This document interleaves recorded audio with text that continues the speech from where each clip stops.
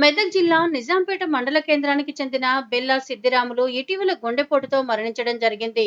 అలాగే కొమ్మాట శ్రీధర్ అప్పుల బాధతో జీవితంపై విరక్తి చెంది పురుగుల మందు తాగి మరణించడంతో ఇరువురి కుటుంబాలను ప్రముఖ సంఘ సేవకులు, లీలా గ్రూప్ అధినేత, కాంగ్రెస్ పార్టీ నాయకులు డాక్టర్ మోహన్ నాయక్ ఇరువురి కుటుంబాలను పరామర్శించి ఒక్కొక్క కుటుంబానికి 5,000 చొప్పున 10,000 రూపాయల ఆర్థిక సాయంతో పాటు 25 కిలోల బియ్యాన్ని అందించారు.